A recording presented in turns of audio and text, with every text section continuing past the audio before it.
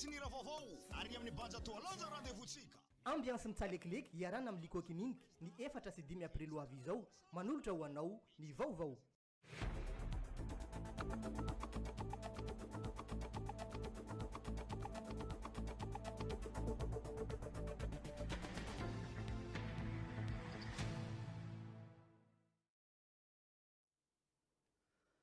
Miarabantsika rehetra ny tokantrano any tompoko lasy tompoko vavy tonga soa atao anatin'ny fotoanan'ny fampalalam-baovao atoandro ny radio telenakay amin'izao andro ny sabotsy fa 1 ny volana martsa 2024 koa manasantsika rehetra anaraka ny antsiprim-baovao hatramin'ny farany. Nisy ny fanambarana nataon'ny filohan'ny Repoblika ny Madagasikara Andry Nirina Rajoelina Omaly manoloana ny fivoarany ilay avalana retina coronavirus tao anatin'izany no nanambarany fa vehivavy telo no voamarina teny amin'ny Institut Pasteur fa mitondra ilay avalana retina coronavirus eto Madagasikara amin'izao fotoana izao. Misy ihany koa ny fanapa-kevitra izay tsy maintsy ny horaisy ny fitondram-panjakana malagasy amin'ny fiarovana ny tsy faritahany izay hivalana retina izay. Hoarantsika ary ny lahateny nataon'ny filohan'ny Repoblika ny Madagasikara Omaly.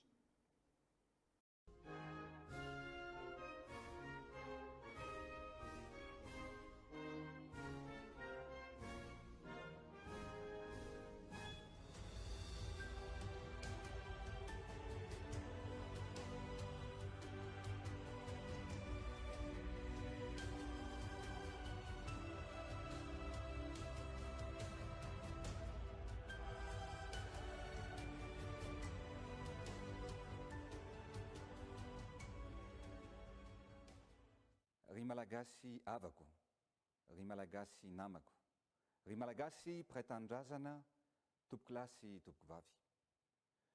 Vao nipoitra ny aretina sy nivalana aretina coronavirus tamin'ny volana janoary dia nandray ny fepetra rehetra isika mba hafahana misoroka izany. Ary vao omaly no nikatona tanteraka ny fandraisana ny sidina farany avy any ivelany. Hatramin'ny fanambarana izay nataoko tamin'ny asabotsy lasa teo dia mivoatra ary voamaika ny niparitaka tsy misy ohatr'izany ity valana aretina ity. Niazakazaka ny fiainany maneran-tany fa indrindra aty Afrika. Ary voamaly indrindra dia firenena telo be izao no nahitana an'izany trangana aretina izany. Anisan'izany ny tany Niger, ny ao Tchad ary ny any Cap-Vert. Amin'izao ora itenenantsika izao tokoa mantsy dia efa tafiakatra 4 ny firenena aty Afrika, aty amin'ny kontinanta afrikanina iray manontolo zany, misedra an'io aretina Covid-19 io. Raha toka mbola firenena 4 monja andro vitsy lasa izay. Ary averiko indray fa tsy mifidy firenena, tsy mifidy saranga ity valana aretina ity ary mitombo isan'ora, mitombo isa-tsegondra ary mitombo isa-minitra ireo olona mamindra sy nifindrany izany valana aretina coronavirus izany. Raha ny eto amintsika eto Madagasikara manokana dia ho raisiko adidy ny milaza sy mampafantatra antsika malagasy rehetra ny zava-misy marina. Iarahantsika malala teo fa maro ireo fepetra efa noraisintsika mba hahafana misoroka, mifehy ilay valana aretina zay hita mitranga maneran-tany. Anisan'izany ohatra tamin'ny fahatongavan'ny sidina farany zay nataon'ny zotra Air France Omaly dia natoka monina any amin'ny hotely maromaro eto an-drenivohitra avokoa ireo mpandeha rehetra zay misa 150 ary noraisy ny fitondram-panjakana tanteraka ny fiantohana an'izy ireo. Toa ny mpandeha rehetra dia natao fitiliana ireo rehetra fa indrindra izy ireo. Adidiko ary anjaran'ny gouvernemanta ny miaro ny an'ny malagasy iray manontolo. Arak'izany dia efa noraisintsika ny fepetra rehetra ary narafitsika ny paikady rehetra anakanana an'izany valana aretina izany tsy hiditra eto amintsika.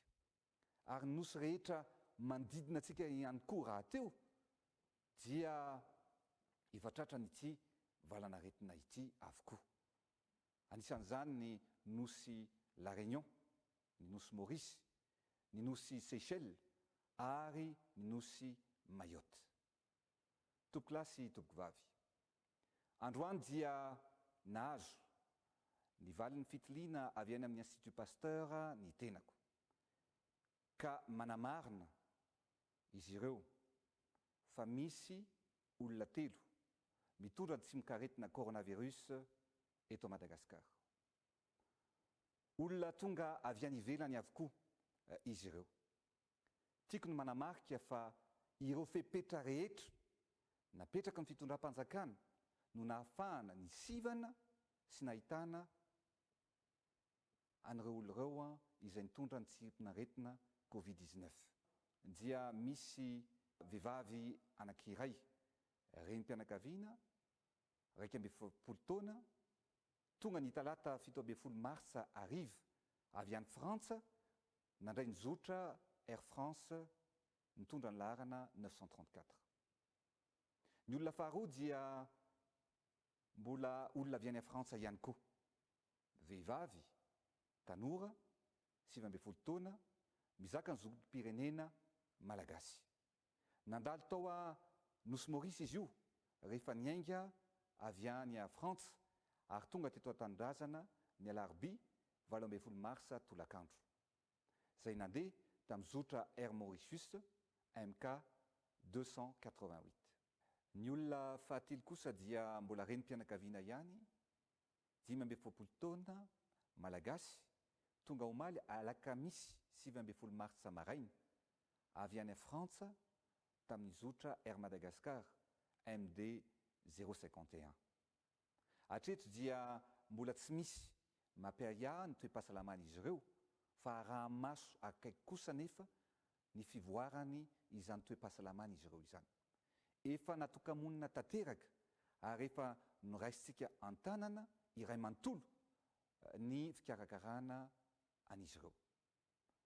Noho izany dia ny hôpitaly manara-penitra eto Andotapenaka dia natokana andraisana hitsaboana maimaimpoana ireo marary rehetra zay tratran'izany valanaretana coronavirus izany. Mariako fa efa fantatra avokoa ireo olona rehetrarehetra niara-ny ray fiaramanidina sy ny fampikasika tamin'izy ireo. Efa natokamonina ary araha-maso akaiky ny fahasalamany izy rehetra ireny. Amafisiko etoana fa ireo olona rehetra avy any ivelany dia tokony anaraka antsakany sy andavany ny toromarika fiarovana efa nomena ary efa napetraka mba tsy hifandray amin'iza na amin'iza izy ireny. Tokony miaro ny tenany izy ireo mba hahafahany ihany koa miaro ny hafa ihany koa. Araka ny efa nolazaiko dia ajao ary mila manaja ny fepetra, ny fitsipika ary ny toromarika mba hahafahana miaro ny ankonanao, miaro ny fiarahamonina misy anao ihany koa, ary indrindrindrindra miaro ny firenenao ary miaro ny firenetsika. Ho anao izay tonga avy any ivelany dia tsy tokony mivoaka ny trano ary tsy mifampikasokasoka na mifandray mivatana amin'ny olona hafa mandritra ny 14 andro ianao. Tokony mitoka-monina anaty efitra iray ary mila mifandray matetika amin'ny mpitsabo na nireo mpiasan'ny fahasalamana. Eto aho zany dia manao antso ihany koa ho an'ny rehetra mba hiantso ny 913 ireo olona rehetra zay mahafantatra fa tsy salama amin'ny vatany ary matsapa araka ny toromarika zay nomeko fa mety ho azony izany tsy minaretina izany. Zany hoe miantso ny 913 ary ho raisiny ny fitondram-panjakana sy ireo mpiasa ny fahasalamana ny fikarakarana sy ny fitsaboana any olona zay mety ho tratra izany tsy minaretina izany. Ny tiako ambara dia izao: raha miantso an'io numero 913 io isika, tsy antany fanontaniana fa kosa raha efa matsapa fa misy tsy fahasalamana amin'ny toe-batan'ny olona iray. Zay no ahafahantsika mifehy ny tsy partahany ity tsy mikaretina ity. Ary zao no afatra omeko anareo rehetrarehetra zay avy any ivelany. Hidina sy hijery anareo ireo olona rehetra tompon'andraikitra tsirairay isatsokajiny ao amin'ny fahasalamana sy ny tandron'ny filaminana ihany koa anamarina ny fanajanareo ny fitsipika rehetra napetraka mba hiarovana ny mpiaramonina sy ny mpiray-tanindrazana ihany koa isy fepetra entitra ho an'ireo izay tsy manaraka izany hoe hoentina avy hatrany hitokamonina eny amin'ny toerana voatokana raha toka tsy manaraka ireo fepetra ireo ianareo. Ny anton'izany dia raisiko adidy ny miaro ny fahasalamana sy ny ain'ny vahoaka malagasy iray manontolo. Ary isika rehetra dia mila mifandrimbina, miray fo, miray saina, miara-mientana amin'ity valanaretina ity. Noho ireo antony rehetra ireo dia manomboka androany aza dia foanana daholy ireo famorim-bahoaka sy fampisehoana isan-karazany. Akatona avokoa ny toerana rehetra izay mandray ireo toeram-pilanonana maro samihafa. Ny fahatelo dia foanana avokoa ireo fifaninanana ara-panatanjahantena rehetra. Faefatra, mikatona avokoa ny toeram-pianarana eny amin'ny sekoly sy eny amin'ny anjerimanontolo na ny université rehetra manerana ny nosy. Izany rehetra izany dia mandritra ny 12 andro manerana ny tany sy ny firenena, koa arakaraka ny fivoaran'ny toe-draharaha no andraisana ny fepetra manaraka. Izany koa dia tsy midika hoe maty tanteraka ny fiainana na mikatso tanteraka ny fampandehanana ny asa aman-draharaha, fa mbola mitohy toy ny sanandro ny asa aman-draharaha rehetra, mbola malalaka ny fivezivezen'ny olona, fa mila hajaina kosa ny fepetra ara-pahasalamana rehetra izay napetraka. Manentana antsika rehetra ihany koa ny tenako mba anara-baovao tsy tapaka, indrindra ny fampalalana baovao ofisialy ahafahana malala ny fivoaran'ny toe-draharaha sy ireo lamina mifanandrify amin'izany. Koa aoka isika tsy anaiky hokoritany ny vaovao tsy mari-potitra sy ny tsao izay inina ahely. Tsy fotoanan'ny fifanomezan-tsiny intsony izao na ny fifanenjehana intsony ihany koa, fa fotoanan'ny fandraisana andraikitra, fotoanan'ny fiara-mientana. Ilaina ny firaisan-kina mba ahafahana miatrika izao sedra lalovan'ny firenena izao. Ry malagasy namako, tsy irery ianareo.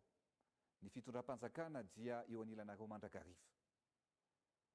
Eto dia manome hafatra ho anareo mpiasa ny fahasalamana rehetra sy mitandro ny filaminana.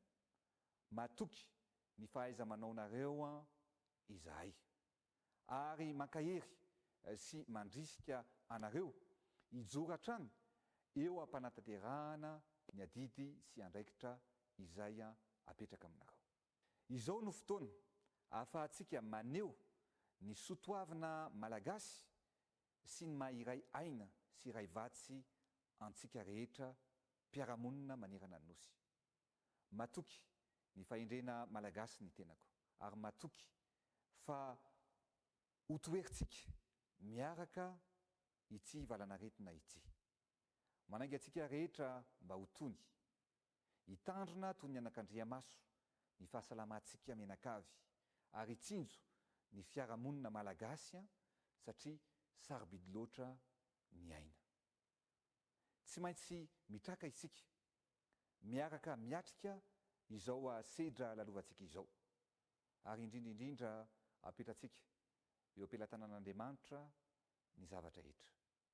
Masina ny tanindrazana, misaotra tompokolahy, mankasitraka tompovavy.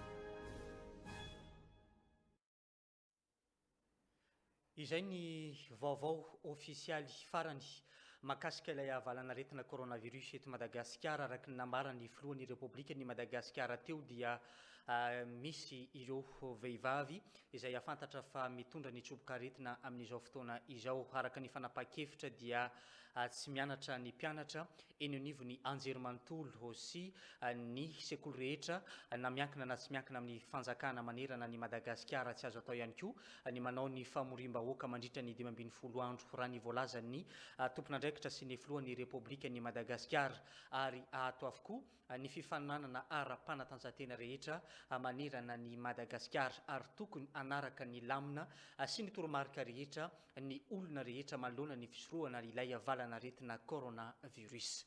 Manoloana izay hatrany dia nisy ny fivoriana nataon'ny gendarmerie pirenena sy ny tompon'andraiki-panjakana eto Mahajanga omaly manoloana ny tsaho menina ahely manoloana ilay valana retina coronavirus tsy andefitra ny mpitandro ny filaminana fa andray fanapa-kevitra avy hatrany ho an'ireo maneli-tsaho sy milaza ny vaovao tsy marina na eny tambazotra-tserasera na amin'ny fiainana andavanandro. Rahantsika ny fanampanazavana rahantsika amin'ny sitraka rarinjatovo.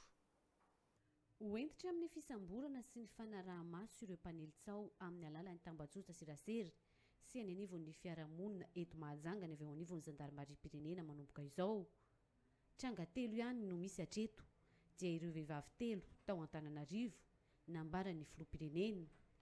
Ny eto Mahajanga kosa mbola tsy ahitana izany. Atsika teo atao anatin'ny fivoriana dia misy anjara andraikitra ny gendarmerie pirenena zany amin'ny resaka ady amin'ny fiparitahana retina coronavirus. Izany zavatra zany dia ao anatin'ny atao hoe police administrative na misy ihany koa natao hoe police de salubrité publique. Dia misy ihany koa ireo fiarovana na ady atao amin'ny fipanitahan'ny valanaretina.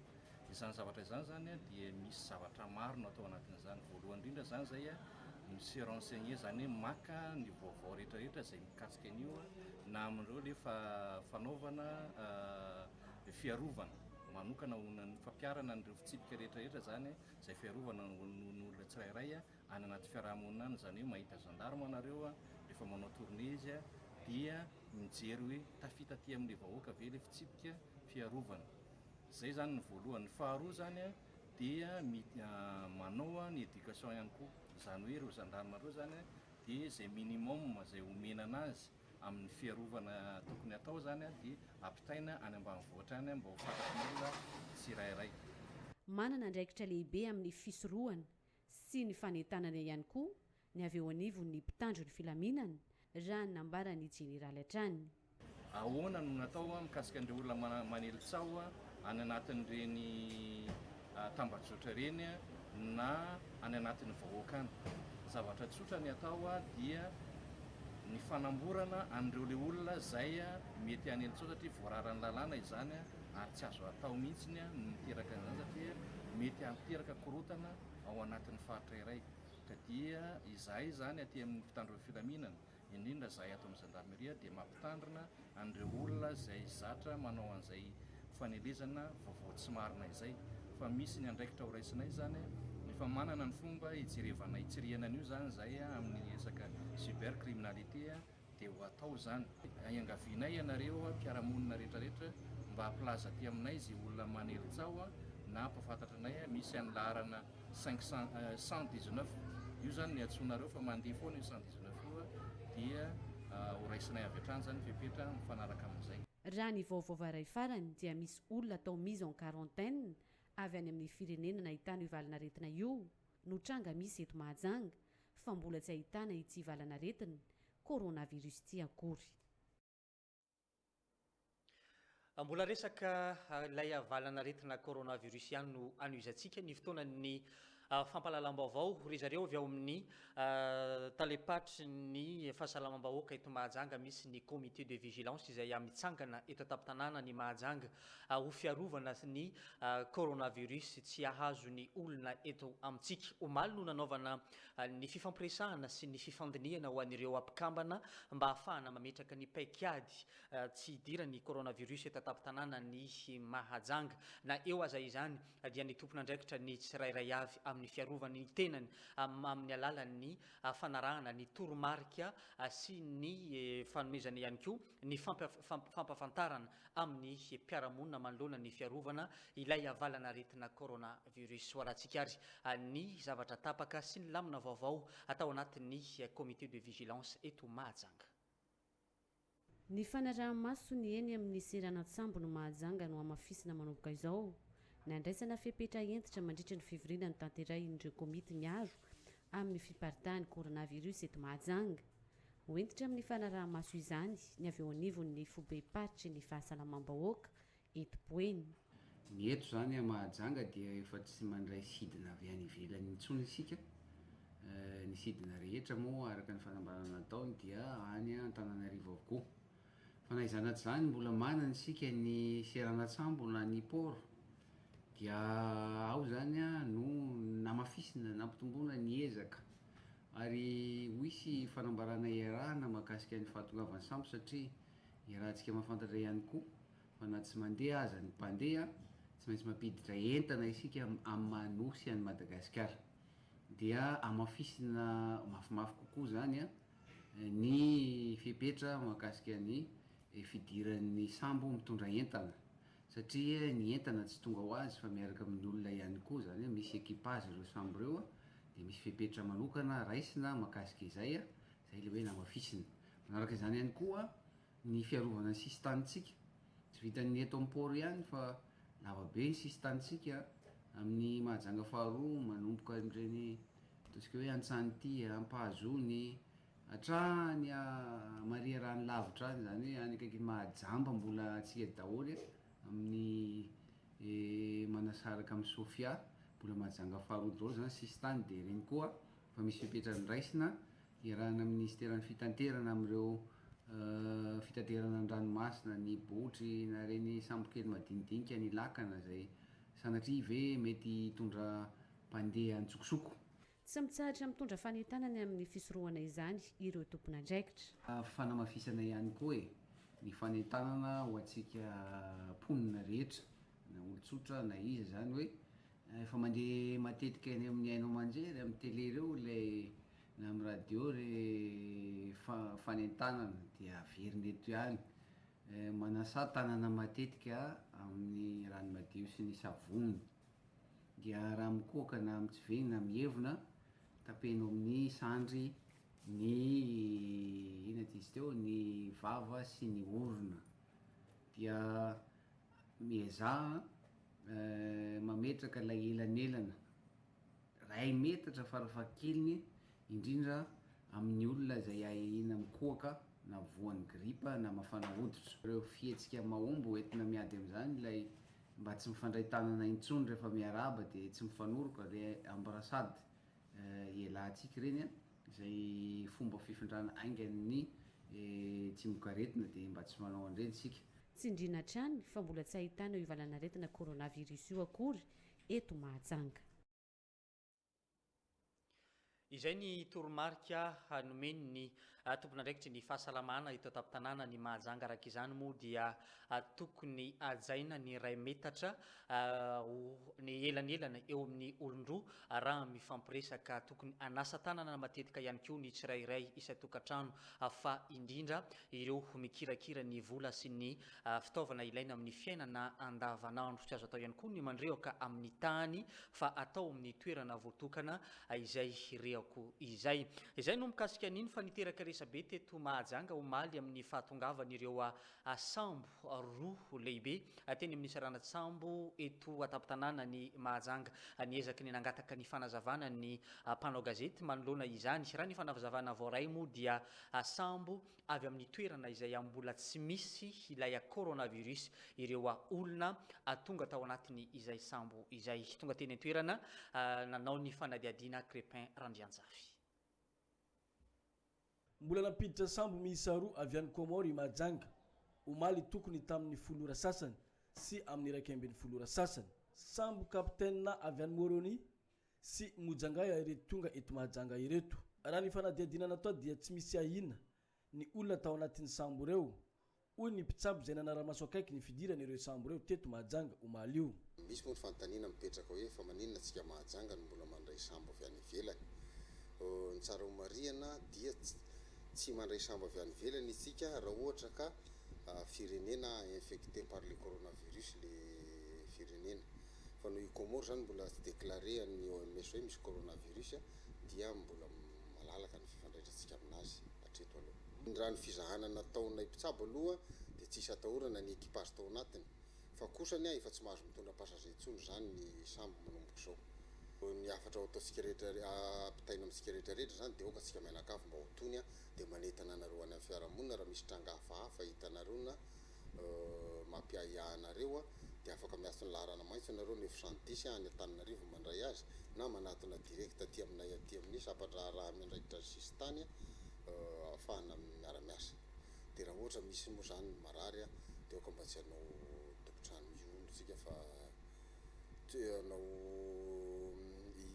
mandrimandry manana aretina fa mba hanatona avy hatrany tokom-pahasalamana fa namana marina ny aretina zay mahazo de fanetanana manaraka koa ho antsika zay any amin'ny sisy tany zany de mba entanina antsika any amin'ny sisy tany satria rehefa hidina ny sisy tany ka misy olona te hiditra ohatra hoe misy ny havatsika na misy zao vahiny zay te hiditra aty de tsy maintsy hanakotikakota izy hiditra aty amin'ny faritra misy atsika de mba hanetanana anareo any zany raha mahita hoe sambo na hoe botry hafahafa nareo na hoe vedety miditra any amin'ny sisy tany tsy ara-dalàna dia iangaviana hampandreny tokony andraikitra omeko ohatra kely tsotsotra angamitsika raha tonga teto amintsika valana aretina choléra tamin'ny 1999 tsy teto Majunga tamin'ny port réglementaire ny dira fa tany amin'ny frontière n'Analava nentin'ny lakana sy ny botry de zany ny angatahana fiara-miasa amintsika fokon'olona any amin'ny sisy tany mba hampandreny tokony andraikitra eo moa ny APMF voalohany de koa ny détachement maritime misy ny brigade frontalière misy ny police frontalière misy ny centre de santé frontière afaka mampandre anay nareo afahana miaro ny vahoaka malagasy mazava kosa nefa ny resaka nataon'ny mpitsabo zay tompony andraikitry ny sisy tany Andranomasina eto Mahajanga fa tsy mahazo miverina ka mitondra mpandeha intsony ary tsy mahazo mitondra mpandeha miverina eto Mahajanga intsony ireto sambo misy roa reto manomboka izao efa niraisina ny fepetra rehetra mifandraika amin'izany ny tanjony dia ny tsy hidirany valana aretina coronavirus eto Mahajanga renivohitra. Eo amin'ny tontolon'ny fampianarana sy ilay valana aretina coronavirus araky ny fanambarana nataon'ny filohan'ny Repoblikan'i Madagasikara dia ao anatin'ny 510 andro dia tsy mianatry ny mpianatra na miankina na tsy miankina amin'ny fanjakana manerana ny Madagasikara manomboka ny 17 ny volana Martsa ho avy izao ny latsinainy ho avy izao no marimarina kokoa no manomboka ny 510 andro eo amin'ny tontolon'ny fampianarana izay androany dia nisy ny fifanankalozan-kevitra sy ny fifampiresahana teo amin'ny tompon'andraikitry ny fampianarana eto Mahajanga sy ireo mpampianatra manoloana ny fisorohana sy ny tsara ho fantatra manoloana ny fiarovana ilay valana aretina coronavirus. Raikitra ny fizarana ny tsara ho fantatra rehetra mahakasika ny Covid-19 na ny coronavirus tamin'ireo taletsekoly rehetra eto an-tampon-tanàna ny Mahajanga izay nitariny ekipa ny ministera ny fanabeazam-pirenena sy ny fampianarana ara-teknika tao amin'ny salle polyvalent de l'INTP Boeny Ampisikiny no nanaovana ity fifampizarana ity ny zoma 20 mars tolakandro. Misy koa ny famorina ny tompon'andraikitra amin'ny fampianarana ny taletsekoly ny amsisy koa ny zapy eto Mahajanga voalohany. Ny antony moa zany dia momba nyty ataontsika hoe valana aretina. Valana aretina rehetra moa izy ity fa saingy zao moa zany misy an'io mampitahotra antsika eo ny coronavirus dia eo amin'ilay fanentanana zany zahay zao eo amin'ny sehatry ny fampianarana izay isaorana an zareo nandray ny nandray anay zany hanao an'izay fanentanana izay. Ny momba ny fampianarana manokana dia izahantsika mahalala fa ny fampianarana dia karazana hoe kanala anankiray hampandehana hafatra na hoe message zany izay effikasy satria efa tonga amin'ny fampianarana tonga amin'ny ankizy tonga amin'ny ray aman-dreny dia tonga amin'ny fiarahamonina zay dia mandeha tsara zany ny fipitan'le hafatra sy ny fampianarana. Zay zany ny fidiana manokana ny fampianarana. Zay moa zany tonga eto dia ataontsika hoe tonga hafatra ihany missionnaire zany avy amin'ny niveau central zay misy atao hoe coordination nationale cellule de coordination cellule nationale de coordination CNC LEM lutte contre les épidémies majeures zany hoe ady amin'ny valana aretina dia eto aloha izay isaorana ny eto Majunga satria efa mitsangana ny atao hoe comité de vigilance lutte contre les épidémies majeures efa mitsangana ary efa miasa ary miasa tanteraka reo commission zay misy anakenina ao anatiny ka zay tonga eto zany dia ao anatin'ilay commission communication serasera zany communication sur les risques et engagement communautaire dia ao anatin'ny mission zay hoe communication serasera zay zany a no atongavana eto zay fampizarana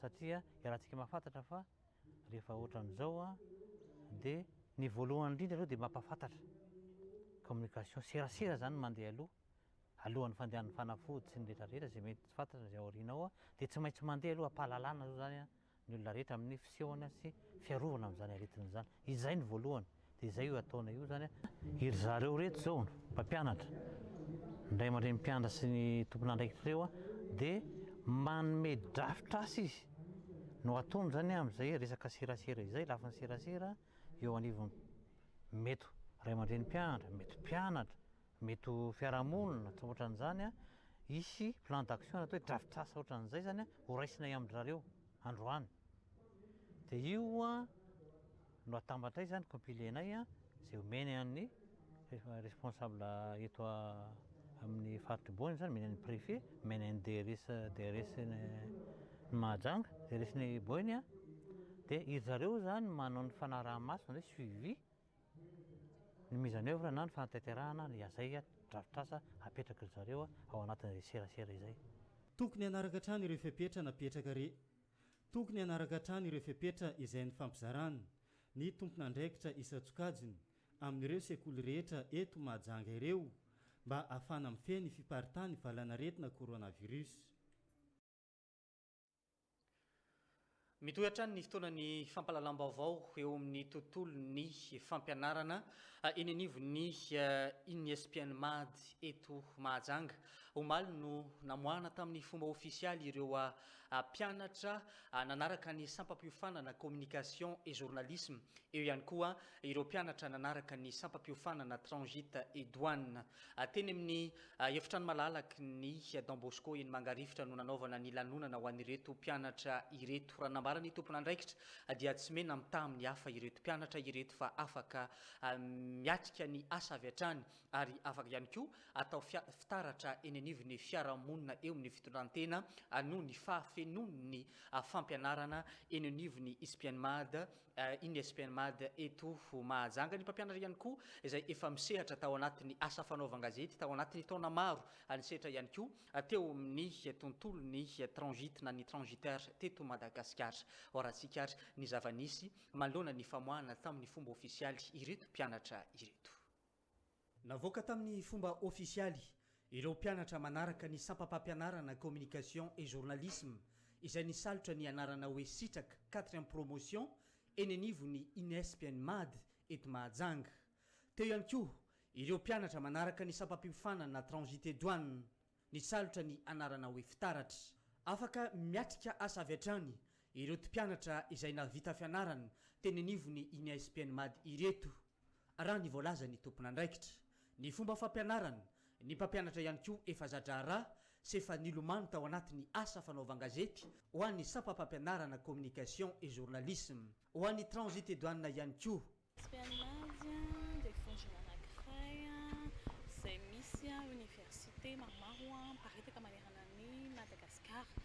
Misy sampam-piofanana maromaro izy ireo fa zaraina ho sekoly anankiroa maro samihafa mihitsy ny sekoly anankiray dia ny sekoly paramédical zay mamoaka sage-femme matokana sage-femme infirmière ary efa nikoso ihany koa ankehitriny INESPN MAD amin'ny fampiofanana aide-soignante ho an'ireo izay tsy manana ny mari-pahaizana baccalauréat.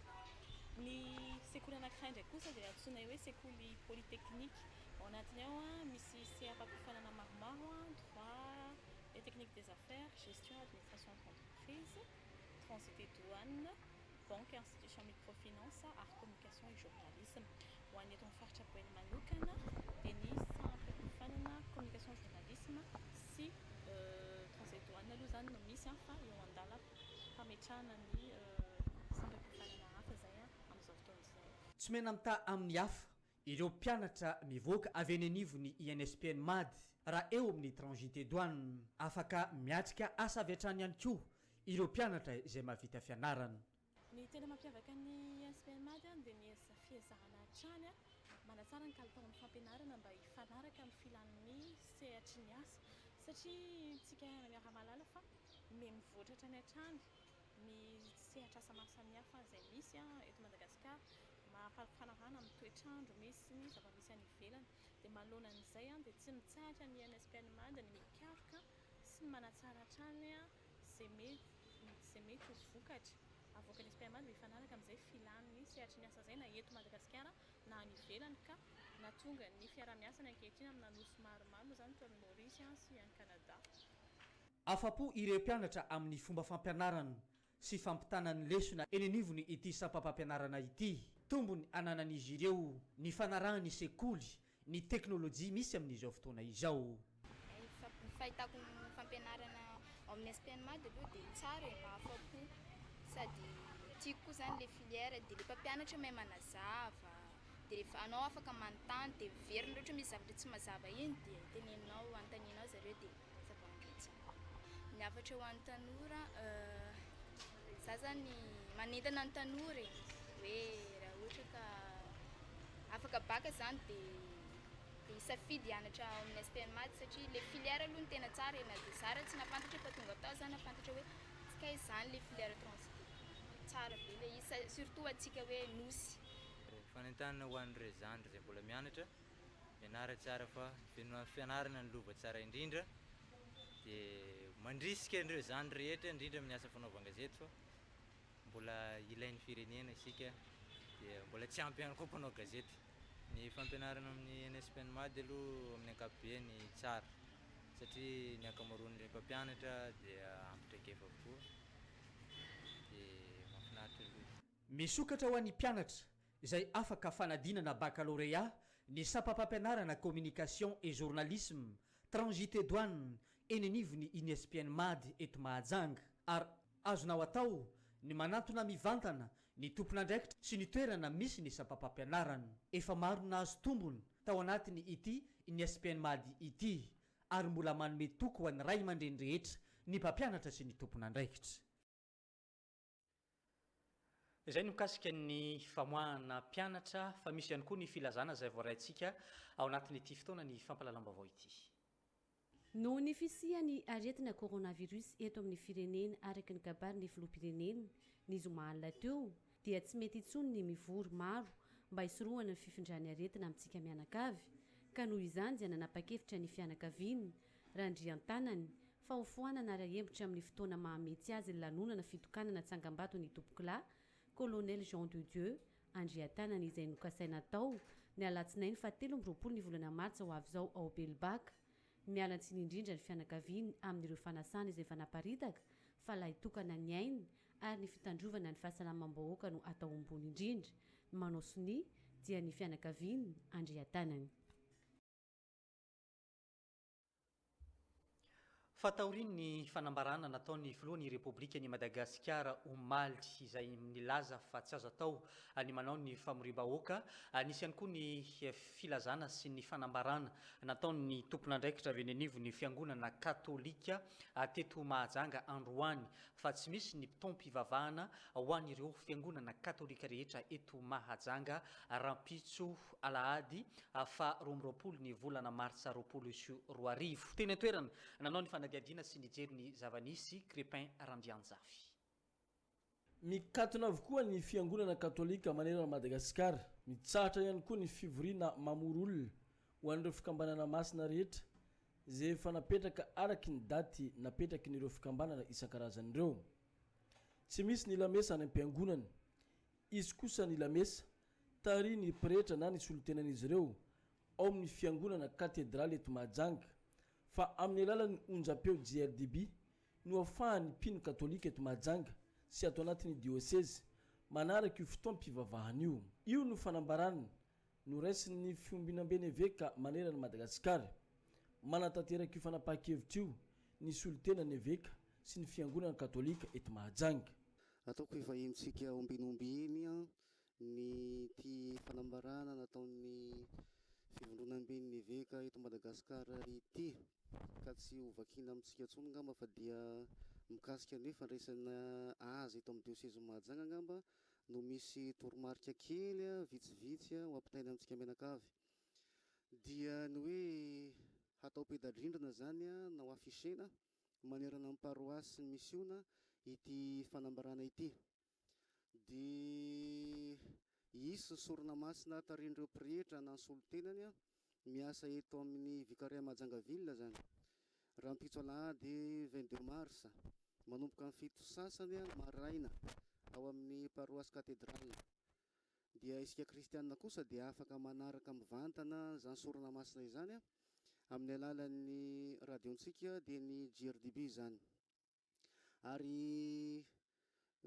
marina tokoa moa fa dia raha mahafantatra hoe maro ny mbola mametram-panontaniana ka ho an'ny izay mila fanazavana fanampiny dia afaka manatona ny pretra eo amin'ny paroasy misy azy.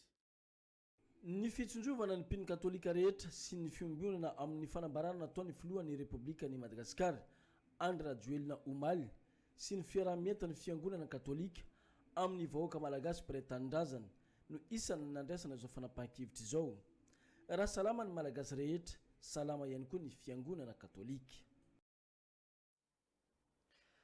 Fatahorin'ny nahafantarana fa anisan'ny firenena ahitana coronavirus eto Madagasikara dia nitandahatra nanao toa hivakana ny vahoaka teto an-tampon-tanàna ny Mahajanga ny vidiny aro vavana ny kasibosy teny amin'ny toeram-pivarota-fanafody rehetra teto Mahajanga arahan ny zavatra hitan'ny mpanao gazety teny an-toerana nanomboka tamin'ny 8 ora mahery 30 minitra no maly alina izany teny an-toerana sitraka rarin-jatovo nijery ny zavanisy sy ny tety ireo toerana fivarota-panafody ireo.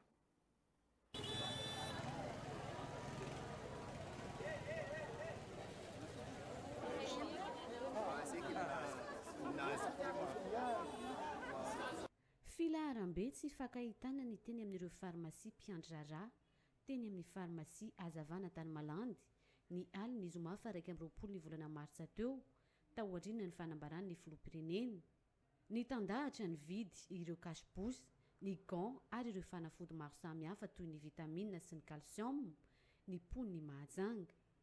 Raha ny kasibosy manokana dia amin'ny vidiny 500 ariary no amarotana ireo farmasia azy, ny gant kosa indray 500 ariary ny singany iray.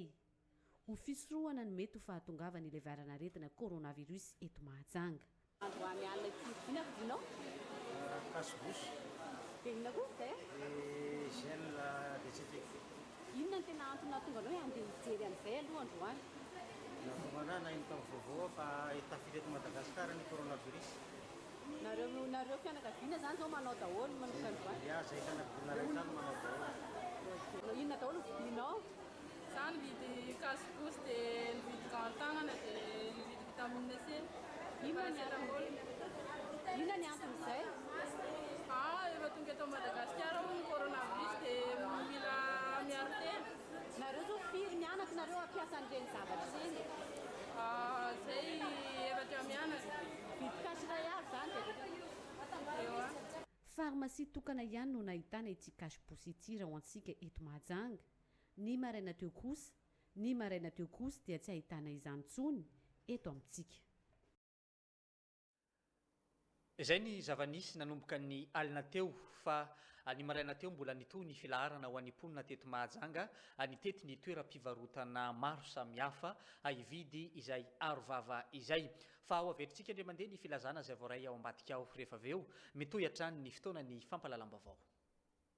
Noho ny fisian'ny aretina coronavirus eto amin'ny firenena araka ny kabariny filoham-pirenena ny zoma alina teo dia tsy mety intsony ny mivory maro mba hisorohana ny fifindrany aretina amintsika mianakavy ka noho izany dia nanapa-kevitra ny fianakaviana randrian-tanany fa ho foanana ara-hembotra amin'ny fotoana mahametsy azy lanonana fitokanana tsangambato ny tompoklahy Colonel Jean de Dieu Andrian-tanany izay nokasaina tao ny alatsinainy 17 ny volana martsa ho avy izao ao Belbaka. Mialantsiny indrindra ny fianakaviana amin'ireo fanasana izay fanaparitaka fa lahy tokana ny aina ary ny fitandrovana ny fahasalamam-bahoaka no atao ambony indrindra. Manao soni dia ny fianakaviana Andrian-tanany. Fa anisan'ny manana andraikitra lehibe amin'ny fanentanana sy ny fampitambo avao manoloana ny ilay avalanaretina coronavirus ny piasan'ny haino vakijery manerana ny Madagasikara sy manerana n'izao tontolo zao.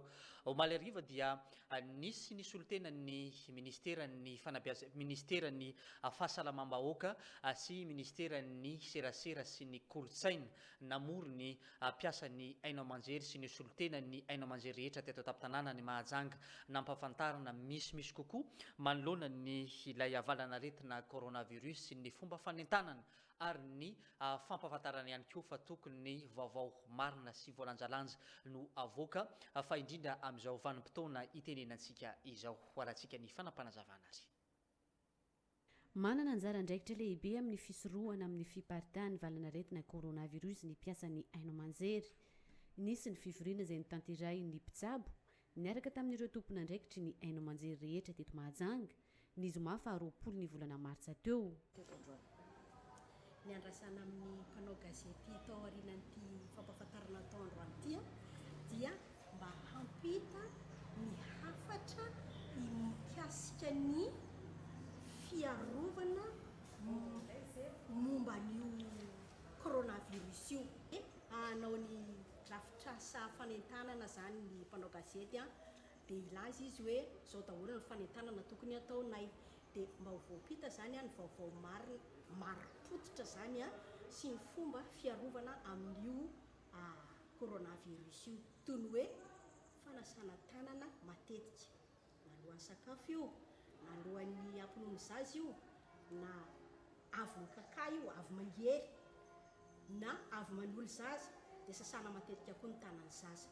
Fa maninona moa ny lazana antsika hoe aza mikoso maso, hoe fadio ny mikosoka maso na misikotrorona, satria raha ohatra tsika zatra mikoso maso misikotrorona ka rehefa tsy nanasa tanana dia hamindra ny aretina hoentiny ny tananao iny any amin'ny masonao, any anatiorinao, dia vetivety dia tonga mitova-pisefona dia manimba amin'ny fahasalamanao. Fa matoa ny olona hoe fadina manao andrenydrehetra ireny dia tianao ampitana hoe sasao matetika ny tanana alohan'ny anaovana ninonninona zay zavatra tianao atao. Ka raha ohatra zany tafita amin'ny olona rehetra zay zary fahazarana toetra raikitra zay manasa tanana matetika zay amin'ny rano sy savony dia azo antoka fa na inona retina mifindra tsy ho tafafindra amin'ny olona salama anankiray zay. Misy araka izany ny fanentanana sy ny fampahafantarana ho atao manerana ireo aino aman-jery rehetra eto Mahajanga mba tsy ho tompotrano miono ny vahoaka ny Mahajanga tsy hankanavaka. Mbola resaka coronavirus ihany no anoizantsika ny fotoanan'ny fampahalalam-baovao fa eny amin'ny fokontany ny Amborovia eny no misy ny seranam-piaramanidina eto an-tampon-tanàna ny Mahajanga ifamezivezeny ireo vahiny sy ny teratany vahiny. Misy ihany koa anisan'ny fokontany ahitana teratany vahiny betsaka ny ao amin'ny fokontany ny Amborovia izay. Misy ny fanapahan-kevitra izay tsy maintsy ho raisina sy ny lamina vaovao omeny lehibe ny fokontany eny anivony ity fokontany Amborovia ity. Hoarantsika ny fanampanazavana teny an-toerana nanao ny fanadiadiana Crépin Randrianjafy. Isan'ny fokontany be mpitsidika fa indrindra ireo teratany vahiny ny fokontany Amborovia. Maro amin'izy ireo nivezivezy ato amin'ity fokontany ity. Eto raha teo ny avokavoka fidiran'ny vahiny avy eny amin'ny seranam-piaramanidina. Mandraindraikitra feno araka izany tompon'andraikitra ny fiadidina ny fokontany Amborovia manoloana ny fianaky ny valanaretina coronavirus izay efa misy eto Madagasikara amin'izao fotoan'izao. Tsy ny andrelona fa nanome toromarika ny lehiben'ny sektera ny fokontany nanentana ihany koa ny mponina ao aminy. Zahay ato amin'ny fokontany Amborovia zany efa misy fepetra indrindra reny chef secteur any Grand Pavois, Petit Plaza, Maroala efa nanaovana afisage mihitsy reto no apetaka any sy manenga vahoaka koa ampilazaina. Misy sasany moa tsy mahafantatra hoe inona moa zany aretina zany dia miezaka zay satria amoron-dranomasina zay ety zany miezaka mihitsy na ny olona miditra mivoaka tsy maintsy araina maso. Zay koa moa efa mivory tany amin'ny préfecture tamin'ny alakamisy teo niaraka amin'ireo dokotera miandraikitra n'le izy dia efa mipetrapetraka zany ny paikady fa tsy matoritory foana zay ety amin'ny fokontany Amborovia.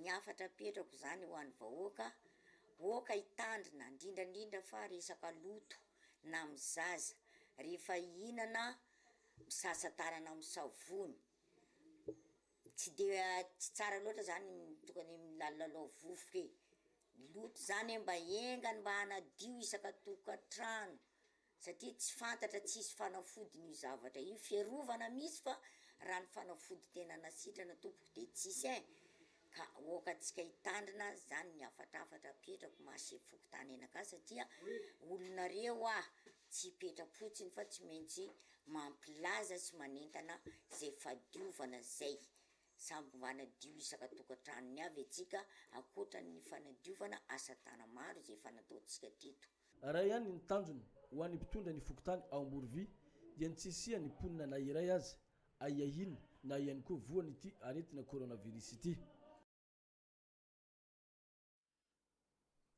raha ny vaovao voaray eto am-pelantanana amin'izao fotoana izao dia misy ny fivoriana izay tanterahany tompona ndraiky mpanjakana tariny préfet ny faritra Boeny Andriamatoa lany aina fitiavana eny amin'ny bloc administratif no anaovana ny fivoriana amin'izao ora sy fotoana itenenantsika izao mbola horantsika amin'ny fotoana mamety azy ny fanapahan-kevitra sy ny fanambarana ataony izy ireo fa rahantsika vetivety aloha ny filazana zay voaray eto am-pelantanana.